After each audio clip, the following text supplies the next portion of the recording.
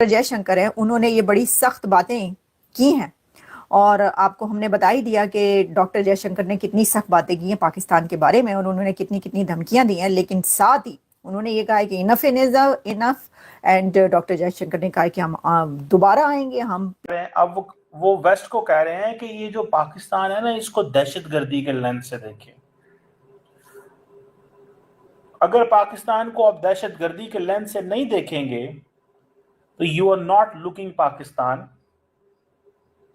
In a real way. پیچھے آئیں گے، ہم گھس کے ماریں گے اور وغیرہ وغیرہ.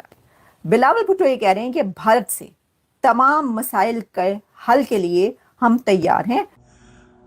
ایک انتہائی گھٹیا ٹیررزم صبح و شام کرتے رہتے ہو. میں بات کر رہا ہوں پاکستان کی ایلیٹ کی، پاکستان کے جرنیلوں کی. ان کی ٹیررزم کا یہ عالم ہے کہ ابھی ان کا ڈیلیگیٹ امریکہ کے وزٹ کے بعد برطانیہ گیا ہے، اور برطانیہ کے بعد شاید برسل جائے گا.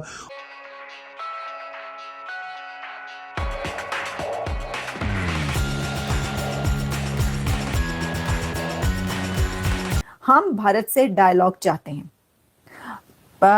اور ڈائلاگ میں جو ہے ہر ٹاپک پر، ہر ایشو پر ڈائلاگ ہو سکتا ہے، انکلوڈنگ کشمیر. اور ساتھ ہی انہوں نے ایک اور بات کی ہے جو کہ ہمیشہ کہی جاتی ہے، کشمیر کشمیر کشمیر، یعنی کہ بھارت سے تمام مسائل کا حل کشمیر سے ہو کر نکلتا ہے.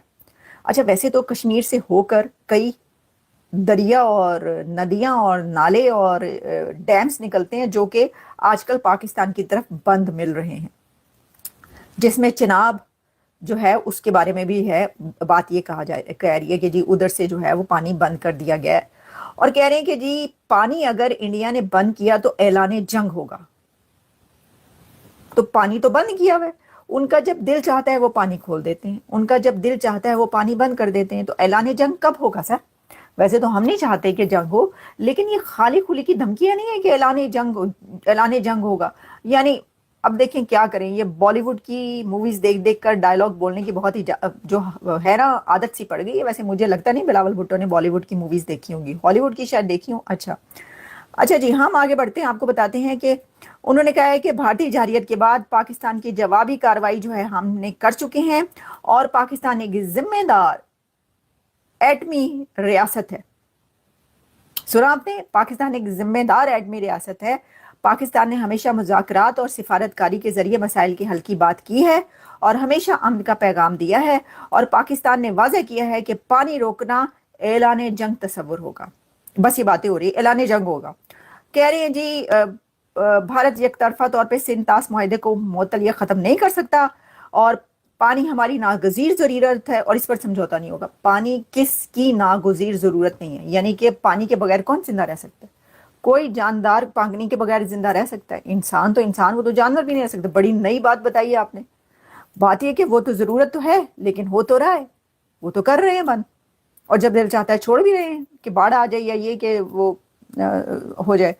تو یہ جی وہ کہہ رہے ہیں کہ ہم امریکی صدر کے جو ڈونلڈ ٹرمپ صاحب کا جو اس میں کردار ہے بڑی تعریف کرتے ہیں اس کی وغیرہ. دیکھیں اس کو اگر ہم اس کا کرکس جاننا چاہیں تو وہ یہ کہہ رہے ہیں کہ ہم ڈائلاگ کے لیے تیار ہیں. اب پاکستان کی طرف سے کہا جا رہا ہے کہ ڈائلاگ کے لیے تیار ہیں. جب جنگ ہو رہی تھی نا، جنگ کے دوران بھی شہباز شریف صاحب نے بہت دفعہ کہا جنگ یہ کر لیں وہ کر لیں، تو جنگ نہ کریں. انہوں نے ان کی ایفرٹس نظر آئی، انہوں نے پوری کوششیں کی ہیں کہ جنگ نہ ہو، لیکن اس کے بعد تو پھر کام ہاتھ سے نکل گیا. تو اب بھی یہ نظر آ رہا ہے کہ انڈیا جو ہے وہ بہت اگریسو نظر آ رہا ہے، اور بھارت کی طرف سے کہا جا رہا ہے کہ نہیں چھوڑنا، یا یہ کہ اب کچھ ہوا تو پھر تو بس. لیکن جو ہے وہ ڈائلاگ ہوتا ہی نہیں ہوتا. ٹیبل پہ اب آ سکتے ہی نہیں آ سکتے، کیونکہ دونوں فریق اگر تیار ہوں تبھی ٹیبل پہ آ سکتے ہیں. اور ان کے ڈیلیگیٹ کے چاہے بلاول بھٹو ہوں، چاہے شیری رحمان ہوں، وہ جس طرح کے میڈیا کو انٹرویو دے رہے ہیں، وہ خود اعتراف کر رہے ہیں کہ پاکستان اب بدل گیا ہے. ہم ٹیررزم کیا کرتے تھے، لیکن اب ہم ٹیررزم نہیں کرتے، بلکہ اب الٹا بھارت ہمارے اندر ٹیررزم کر رہا ہے. یہ بیکاری دیش، اور اس کے میں ان کے لیڈروں کو تو بیکاری نہیں کہہ سکتا. یہ بھیک مانگنے جاتے ضرور ہیں، مگر اپنی جیبوں میں ڈالنے کے لیے ملینز اور ملینز ڈالرز. ان کی ایلیٹ ہرگز غریب نہیں ہے، ان کی ایلیٹ بہت امیر ہے، لیکن یہ اپنے دیش کو بھی کھا گئے، اپنے دھرم اسلام کو بھی کھا گئے اور اپنی جنتا کو بھی کھا گئے۔ یہ اس وقت 2025 کا بجٹ ہم سب کو بتاتا ہے، اس کے نمبر بتاتے ہیں۔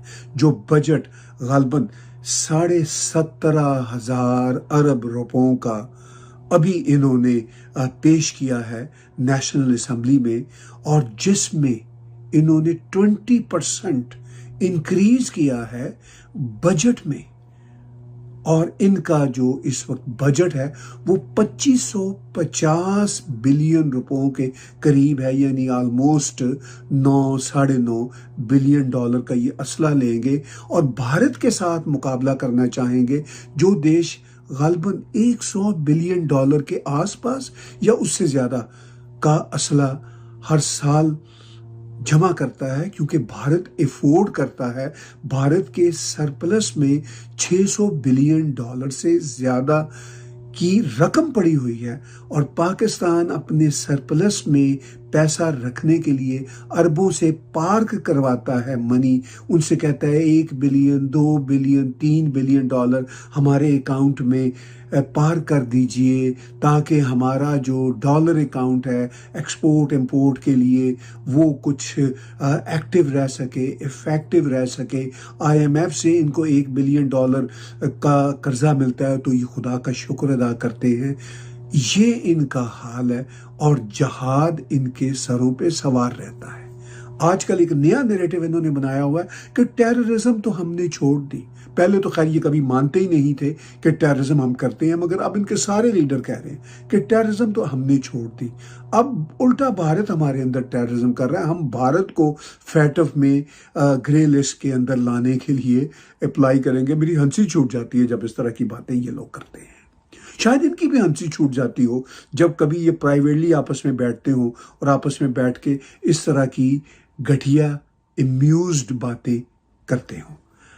اتنی عجیب و غریب سچویشن ہے، اور پھر اس کے ساتھ ساتھ اس ملک کی ایلیٹ، فوجی جنتا کی ایلیٹ ہو، پولیٹیشنز کی ایلیٹ ہو، ان کے بزنس مین کی ایلیٹ ہو، ان کے سو کالڈ انٹلیکچوئلز کی ایلیٹ ہو، وہ بھارت کے ساتھ اپنے آپ کو کمپیئر کرتے رہتے ہیں۔ ان کے جو لبرل پروگریسو ہیں ان کا بڑا کمال کا مانترا ہوتا ہے، وہ کہتے ہیں وہ ہم واقعی بڑے برے حالوں میں ہیں، ہم نے ٹیررزم بھی کی ہے، یہ سب باتیں سچ ہیں، لیکن بھارت میں بھی بہت گھٹیا کام ہو گیا ہے۔ بھارت میں ہندوتوا آ گیا، اگر ہمارے یہاں اسلامزم تھا تو وہاں ہندوتوا آ گیا، لہذا بات برابر ہو گئی، لہذا گاجر اور مینگو برابر ہو گئے، لہذا یہ اب بھارت کے ساتھ ان کو obsession اتنا، ان کے لبرلز کو، کہ وہ کہتے ہیں ہاں ہم تو اپنے پاکستانی اسلام کے حوالے سے بڑے پریشان تھے، مگر بھارت نے کیوں ہندوتوا اپنے اندر نافذ کیا؟ بھائی بھارت جانے، ان کا کام جانے۔ اور دوسری بات یہ کہ ہندوتوا کا اسلامزم کے ساتھ کوئی مقابلہ ہی نہیں ہو سکتا۔ ہندوتوا ایک سویلائزیشن کا نام ہے، سناتنی سویلائزیشن کا نام ہے، ہندوتوا کا اسلامزم کے ساتھ کیسے کمپیریزن ہو سکتا ہے؟ لیکن چونکہ انہوں نے اپنے آپ کو جسٹیفائی کرنا ہوتا ہے، یہ صرف اور صرف بھکاری قوم نہیں ہے، چور قوم نہیں ہے، بلکہ یہ کنفیوز قوم بھی ہے، اور کنفیوز ہونے کے ساتھ ساتھ یہ امبیرسڈ قسم کی قوم ہے۔ میں جب قوم کی بات کر رہا ہوں تو مجھے معاف کیجیے گا، میری مراد پاکستان کے ایلیٹ اور ان کی اپر مڈل کلاس اور even middle class, so called نام نہاد ان کے پڑھے لکھے، وہ جو 44.7% ان کی پاپولیشن جو پاورٹی میں ہے، اس بیچاری پاپولیشن کا تو یہ حال ہے کہ ان کو تو ان خبروں کا بھی نہیں پتا ہوتا